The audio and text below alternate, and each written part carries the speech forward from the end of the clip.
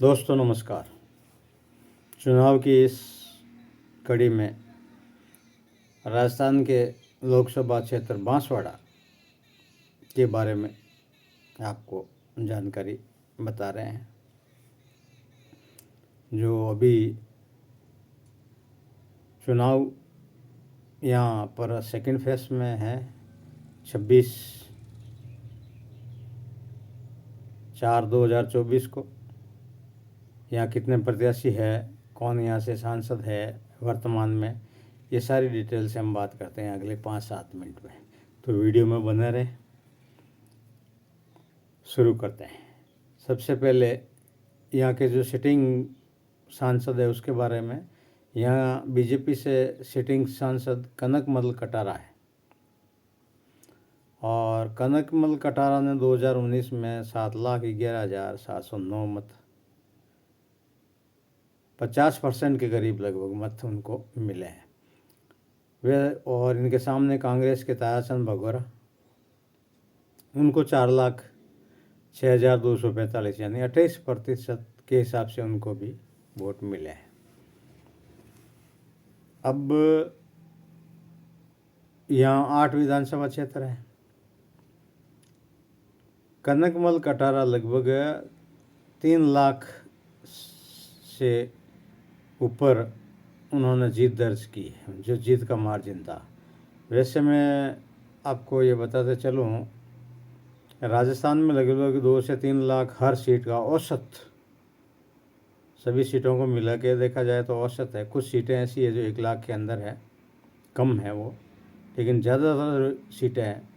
और यहाँ 10 साल से भारतीय जनता पार्टी की 25 से 25 राजस्थान की सीटें हैं, 2014-2019 में मिली है। तो इसमें कोई ये संशय है नहीं, वोट प्रतिशत तगड़ा है। 2024 में कांग्रेस ने अपना यहाँ से प्रत्याशी नहीं उतारा। प्रत्याशी तो उतारा था, लेकिन प्रत्याशी को नाम वापस ले लिया था। यहाँ जो ट्राइबल पार्टी है बाप, उसके और ये गठबंधन में समझौता हो गया था, तो उन्होंने, कांग्रेस ने अपना प्रत्याशी तो उतार दिया था, लेकिन उन्होंने वापस फॉर्म ले लिया। फॉर्म वापस लेते समय ये घटना हो गई कि वहाँ पर वो कैंडिडेट मिले भी नहीं, उनसे कांटेक्ट नहीं हुआ, जीतने में समय निकल गया। फार्म तो सिंबल ज़रूर है, लेकिन जब सिंबल का लेने से इनकार कर दिया या नहीं मिले, तो उस वजह से उनको कांग्रेस ने पार्टी से निष्कासित कर दिया 6 साल के लिए। और वैसा हाल हुआ यहाँ एक बागीदोरा, जो कांग्रेस के जो महेंद्रजीत मालवीय थे, और इन्होंने बाद में भारतीय जनता पार्टी ज्वाइन कर दी। अभी चुनाव दिसंबर 2023 में थे, इन्होंने चुनाव लड़ा। ये कैबिनेट मंत्री थे अशोक गहलोत सरकार में, और इन्होंने अपना पाला बदल लिया।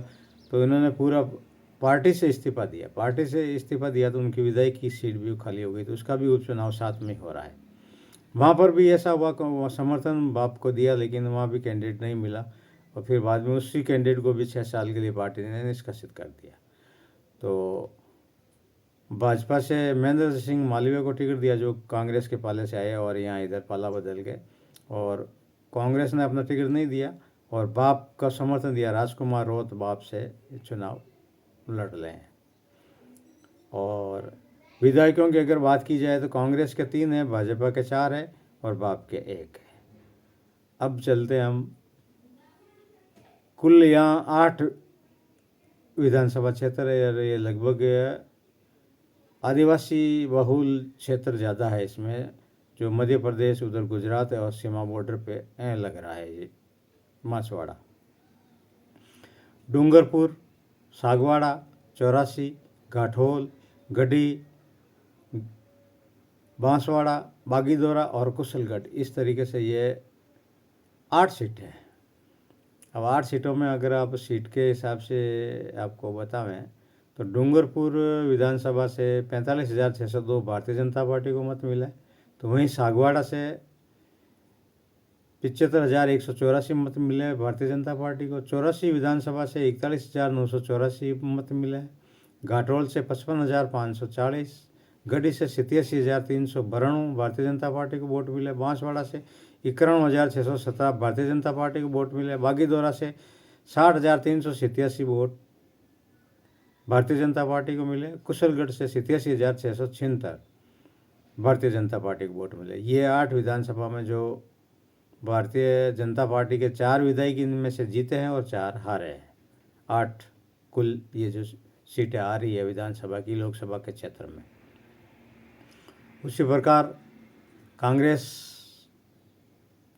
63,380 डूंगरपुर से कांग्रेस को वोट मिले। सागवाड़ा विधानसभा क्षेत्र से 46,920 कांग्रेस को मत मिले। 84 विधानसभा से 28,120 मिले। यहीं से इस 84 सीट से राजकुमार रोत भी विधायक का चुनाव लड़ा था उन्होंने और वो जीते थे। 1,11,150 मत इनको भी मिले। घाटोल से 88,335 कांग्रेस को मत मिले हैं। तो गढ़ी से कांग्रेस को 72,285 मत मिले हैं। बांसवाड़ा से 93,107 मत मिले हैं कांग्रेस को। तो बागीदोरा से 1,01,843 मत मिले हैं कांग्रेस को। कुशलगढ़ से कांग्रेस को 57,480 मत मिले। इस प्रकार ये आपके सामने आंकड़ा रहा दोनों पार्टियों के। और हम जो इस में जो गणना कर रहे हैं मात्र एंड मात्र दोनों पार्टियों का कंपटीशन कितने कितने वोट है उसके हिसाब से हम लोकसभा सीट का अंक गणित तैयार कर रहे हैं। नहीं तो हमने निर्दलीय और कोई अदर को जोड़ा है इसमें। तो इस प्रकार भारतीय जनता पार्टी के 5,42,382 मत होते हैं और 5,51,080 कांग्रेस के होते हैं। और कांग्रेस में अगर समर्थन जो राजकुमार रोत है उनके समर्थन से चुनाव लड़ रहे हैं गठबंधन में, तो उनके 1,11,150 मत अगर साथ में इनके भी जोड़ते हैं, क्योंकि यही यहाँ से लोकसभा के चुनाव लड़ रहे हैं बाप पार्टी से, तो कांग्रेस के 6,62,230 मत हो जाते हैं और करीब करीब 1,16,000 मत इनको ज़्यादा भारतीय जनता पार्टी से मिलते हैं 8 विधानसभा में। और इसकी गणित के हिसाब से राजकुमार रोत चुनाव लड़ रहे हैं लोकसभा का। और उधर जो कांग्रेस के पाले से ही गए हैं महेंद्रजीत मालवीय, वो बीजेपी से लड़ रहे हैं। मोटे मोटे तौर पे देखा जाए यहाँ पर तो ये आदिवासी बहुल क्षेत्र है और पिछले 2-3 इलेक्शन में वहाँ आदिवासी में भी 2 पार्टी हो गई है। एक आदिवासी पार्टी हो गई है भारतीय और एक ट्राइबल पार्टी आदिवासी। तो 2 तरह के खेमे में वहाँ भी पार्टी अलग अलग हो गई है और हर बार ये 2-3 विधायक जीत रहे हैं, वो भी उस पार्टी के भी विधायक जीत रहे हैं। तो ये एक अलग से क्षेत्र बन गया। अब दूसरी पार्टियों को ऐसा लगा कि भाई इनके वॉकओवर दिया जाए इनको, या तो ये अपने एरिया में सीट निकालते। अब की बार इन्होंने गुजरात के कुछ इलाके में, कुछ मध्य प्रदेश के इलाके में, जो इन चारों तरफ ये सटा हुआ है, बांसवाड़ा से मध्य प्रदेश भी लगा हुआ है और गुजरात भी लगा हुआ, तो वहाँ भी वो अपना प्रत्याशी दे रहे हैं, उतार रहे हैं, पार्टी अपना विस्तार कर रहे हैं। विधानसभा के चुनावों में भी इन्होंने मध्य प्रदेश में और ये राजस्थान में लड़े हैं। गुजरात के चुनाव में भी ये लोग लड़े थे। तो इस प्रकार ये बांसवाड़ा लोकसभा, बांसवाड़ा डूंगरपुर लोकसभा है, इसका अंक गणित इस प्रकार है। और कांग्रेस ने देखा है, कांग्रेस को लगा तो इसलिए कांग्रेस ने अपना कैंडिडेट तो उतार दिया था 2 दिन पहले, जब तक दी थी वो इंतज़ार में थे कि भाई गठबंधन होगा गठबंधन। फिर राजकुमार रोत ने कांग्रेस से जो अपील की, उस अपील के अनुसार उनका गठबंधन हुआ और उन्होंने अपने कांग्रेस के जो प्रत्याशी खड़े हुए उन्होंने फार्म वापस नहीं लिया, तो उन्होंने पार्टी के लिए निष्कर्ष कर दिया और ऐलान कर दिया कभी अब सिंबल ज़रूर मशीन के में ईवीएम में रहेगा, क्योंकि वो नाम हटा नहीं पाए, नाम हटा पाते तो सिंबल भी नहीं होता। वो लोग हो सके चुनाव लड़े, लेकिन अब वो उनको पार्टी से भी निकाल दिया गया तो उसको कोई महत्व नहीं फिर, लेकिन कुछ वोट खराब हो सकते हैं।